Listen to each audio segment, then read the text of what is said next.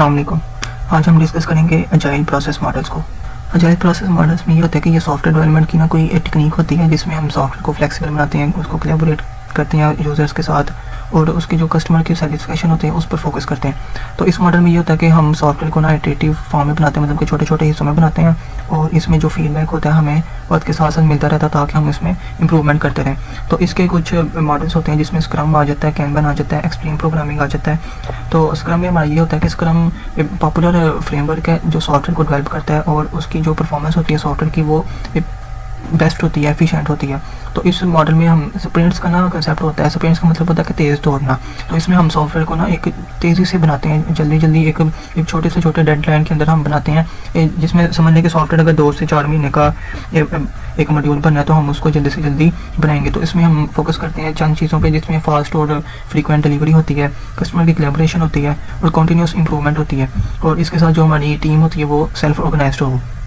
तो इसके जो सारा ये जो लाइफ साइकिल है हम इसके पॉइंट्स को देख लेते हैं कि इसमें कैसे कैसे होता है। ये हमारा जो एक स्क्रम स्प्रिंट बनता है तो इसको हमने यूज़ करना है। ये इसको हमने जब बना लेना है एक को तो हमने इसको रिलीज़ करना है, इसको रिव्यू लेना है लोगों में, फिर हमने इसको आगे फर्दर पॉइंट्स में लेके जाना है, प्रोडक्ट बैकलॉग करना है कि इसके अंदर हमने किन किन जो फीचर्स है उसको प्रायोरिटी देनी है। फिर जो इसके अंदर जो हमारे टास्क आने हैं वो इसके अकॉर्डिंग होगी, इसकी जो हाई प्रायोरिटी है उनको हम पहले मद्देनज़र रख के उसको हम पहले बनाएंगे। तो फिर आगे ये फर्दर सारी पॉइंट्स आ जाते हैं, हम इसको डिटेल में करते हैं। तो पहले हमारा आ जाता है प्रोडक्ट बैकलॉग। इसमें हम सॉफ्टवेयर के फीचर्स की जो लिस्ट होती है उसको बनाते हैं, उसमें जो उसकी फीचर्स की जो प्रायोरिटी होती है हम उसके मुताबिक उनको अरेंज करते हैं। फिर स्प्रिंट प्लानिंग जो मीटिंग होती है उसमें टीम डिसाइड करती है कि जो स्प्रिंट है वो 2 से 4 हफ्तों के दरमियान में कौन सा फीचर हमने डेवलप करना है, और जो सिलेक्टेड फीचर होता है उसको हमने स्प्रिंट बैकलॉग में ऐड किया जाता है। तो स्प्रिंट बैकलॉग में ये होता है कि यहाँ जो हर फीचर्स होता है ना उसको हम स्प्रिंट में कंप्लीट करते हैं, मतलब कि तेज़ी से जल्दी कंप्लीट करते हैं कि हमारी ये डेडलाइन है और इसकी जो प्रायोरिटी है वो हाई है तो हमने इसको जल्दी से करना है। फिर जो स्प्रिंट है वो 2 से 1 मंथ के दरमियान है तो हम इसमें जो डेवलपमेंट टीम है इस स्प्रिंट को ना सॉफ्टवेयर प्लान उसको डेवलप करती है और डेली बेसिस पे मीटिंग करती है ताकि हमें उसका फीडबैक मिल सके और सेटिस्फेक्शन को हम देख सकें। फिर जो स्प्रिंट होती है वो उसका रिव्यू किया जाता है, मतलब कि स्प्रिंट कंप्लीट होने पर उसको हमें एक डेमो दिया जाता है और उससे हम स्टेक होल्डर की जो क्लाइंट की जो फीडबैक होता है उसको लेते हैं। फिर स्प्रिंट होती है उसमें रेट्रोस्पेक्टिव होती है उसके अंदर कि टीम अपनी जो परफॉर्मेंस है वो एनालाइज करती है, देखती है कि जो हमारा सॉफ्टवेयर है वो बेहतर हो सकता है। इसके बाद रिलीज़ करते हैं, जब फाइनल स्टेज पूरी हो जाती है तो हम उसको रिलीज़ करते हैं, मार्केट में लॉन्च करते हैं। तो ये सारे पॉइंट्स इसके अंदर आ जाते हैं। फिर इसके अंदर अगर हम की रोल्स ऑफ स्क्रम को देखें तो इसमें हमारा आ जाता है प्रोडक्ट का ऑनर आ जाता है कि वो देखता है कि हमारी जो सहूलियात हैं सॉफ्टवेयर की वो क्लाइंट्स के लिए बेहतर है कि नहीं, उसमें कोई और चीज़ ऐड तो नहीं करने वाली। फिर स्क्रम मास्टर होता है और उसमें ये होता है कि वो टीम को गाइड करता है कि जो स्क्रम है वो बेस्ट प्रैक्टिस को फॉलो करें और जो डेवलपमेंट प्रोसेस है वो आराम से स्मूथली चले और उसमें हम एफिशिएंसी हमारे पास ज़्यादा से ज़्यादा हो। फिर डेवलपमेंट टीम हमारे पास ऐसी हो कि वो फीचर्स को इम्प्लीमेंट भी करे और उसको टेस्ट भी करे। तो वो जो सारी टीम हो वो एक दूसरे की अपनी अपनी जो जिम्मेदारी है उसको पूरा करे। तो इससे आगे हमारा आ जाता है एक्सट्रीम प्रोग्रामिंग कंसेप्ट, उसको भी हम देखते हैं। अब एक्सट्रीम प्रोग्रामिंग में क्या होता है? एक्सट्रीम प्रोग्रामिंग भी एक अच्छा सॉफ्टवेयर डेवलपमेंट की ना मेथोडोलॉजी है जिसमें हम एक हाई क्वालिटी का सॉफ्टवेयर बनाते हैं और जल्दी से जल्दी बनाने पर हमारा फोकस होता है। इसमें जो हमने करना होता है कि कंटिन्यूस हमारा फीडबैक होना चाहिए, कस्टमर की इन्वॉल्वमेंट होनी चाहिए और जो टेस्टिंग है वो वक्त के साथ साथ होनी चाहिए। तो इसको हम एक्सपी भी कहते हैं, मतलब एक्सट्रीम प्रोग्रामिंग। इसका मकसद होता है कि हम कोडिंग प्रैक्टिस को ना बेहतर से बेहतर करें और उसमें जो कोई एरर्स हैं या कोई और बग्स हैं हम उसको एफिशिएंटली जो है सॉफ्टवेयर को उससे क्लियर कर सकें। तो इसमें हमारे पास कंसेप्ट आ जाता है एक स्पाइक सोल्यूशन आ जाता है और रिफैक्टरिंग आ जाता है। इसके बारे में भी हम देखते हैं। स्पाइक सोल्यूशन में ये होता है कि ये ना शॉर्ट एक्सपेरिमेंट टाइप ही होता है जो डेवलपर्स यूज़ करते हैं किसी टेक्निकल प्रॉब्लम को सॉल्व करने के लिए। तो इसमें ये होता है कि हम देखते हैं कि जो हमारे फीचर्स हैं और ज़रा मुश्किल है तो हम उसको ना कोडिंग करके देखते हैं कि ये हमारे लिए फिजिबल है कि भी नहीं। तो ये तब यूज़ किया जाता है कि जब जो हमने किसी सॉफ्टवेयर की फीचर्स या टेक्नोलॉजी को समझना हो, तो या जब टीम को कोई रिस्क एनालिसिस करना हो कि कोई रिस्क है हमने उसको एनालिसिस करना है तो वो ये तब यूज़ किया जाता है। तो रिफैक्टरिंग में हमारा आ जाता है कि इसका ये मतलब होता है कि कोड को इम्प्रूव करना होता है हमने उसकी किसी फंक्शनैलिटी को चेंज किए बगैर, मतलब कि कोड को हमने क्लियर करना हो और रीडेबल बनाना होता है ताकि उसमें जो हमने अपडेशन करनी है वक्त के साथ साथ वो कर सकें और जो उसमें कोई एरर्स या बग्स हैं हम उसको ख़त्म कर सकें।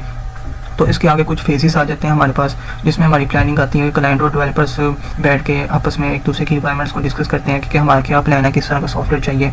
यूज़र स्टोरीज लिखी जाती हैं कि यूज़र की क्या क्या रिक्वायरमेंट है, हमने उसके लिए कौन सी चीज़ें ऐड करनी है जो यूज़र यूज़ कर सके।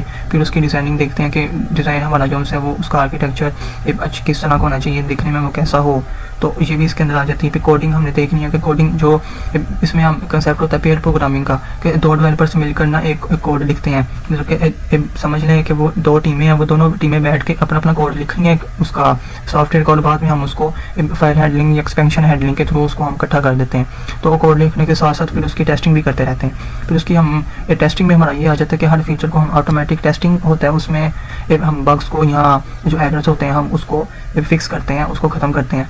फिर लिसनिंग और जो हमारे पास मेंटेनिंग आ जाती है, या उसको हम फीडबैक कह देते हैं कि जो क्लाइंट्स का फीडबैक लेकर उसमें जो यूज़र्स को उसके फीचर्स को हमने इंप्रूव करना या ऐड करना होता है वो देखते हैं। फिर उसके बाद हमारा रिलीज़ का आ जाता है कि हमने उसको जब हमारे सारे प्रोसेस रिलीज़ हो जाते बन जाते हैं तो हमने उसको बाद में रिलीज़ कर देते हैं। यही सारा प्रोसेस यहाँ पर बताया गया है इसके अंदर। तो ये इसके अंदर आ जाता है हमारा उसके एक्सट्रीम प्रोग्रामिंग के अंदर। अब कैनबन भी हमारा ना अजाइल मेथोडोलॉजी है, इसमें हम अजाइल के थ्रू ही इस मॉडल को यूज़ करते हैं अजाइल मेथोडोलॉजी में। तो इसमें ये होता है कि हम अपने जो काम को ना एक विजुअलाइज तरीके के साथ ना शो करवाते हैं, जिससे हमें पता चलता है कि हमारा किस किस तरीके से हमारा काम चल रहा है, कौन सा काम हमारा हो चुका है, कितना हमारा पड़ा हुआ है। तो ये सारा ना एक जो कहते हैं कि ग्राफिकल रिप्रेजेंटेशन के थ्रू हम ना दिखा सकते हैं। तो इसमें ये होता है कि कैनबन का जो सिंपल बोर्ड बेस्ड सिस्टम होता है, जिसमें हम टास्क को देख के लिखते हैं कि ये टू डू का यहाँ पर कंसेप्ट होता है कि हमने ये क्लिक करने हैं, इन प्रोग्रेस ये हमारा भी चल रहा है काम, और डन के ये हमारे हो चुके हैं। इसमें ये सारा ना हमने एक समझ लें एक शीट बनाई होती है, जिसमें हम देखते हैं कि हमारा कौन सा काम पड़ा हुआ है, कौन सा हमने करना है और कौन सा हमारा करने वाला है। और तो इसमें मिसाल के तौर पर अगर देख लेते हैं कि अगर एक सॉफ्टवेयर कंपनी ने प्रोजेक्ट पे काम कर रही है, तो उसके जो फीचर्स का जो स्टेटस है ना वो कैनबन बोर्ड पर ना ट्रैक किया जाता है, ताकि टीम मेंबर्स को ना हर वक्त मालूम हो सके कि हमारा कौन सा काम पेंडिंग पड़ा है और कौन सा काम हमारा चल रहा है इस टाइम करंटली, और कौन सा काम हमारा हो चुका है। तो इसके आगे की फीचर्स आ जाते हैं, जिसमें विजुअल मैनेजमेंट आ जाती है कि काम को कैनबन बोर्ड पर या कार्ड्स पर या स्टिकी नोट्स पर ना दिखाया जाता है। टीम को क्लियर होता है कि हमारा कौन सा काम पेंडिंग पर है या अंडर प्रोग्रेस है या कंप्लीट हो चुका है। फिर हमारा इसके आगे आ जाता है वर्क इन प्रोग्रेस लिमिट।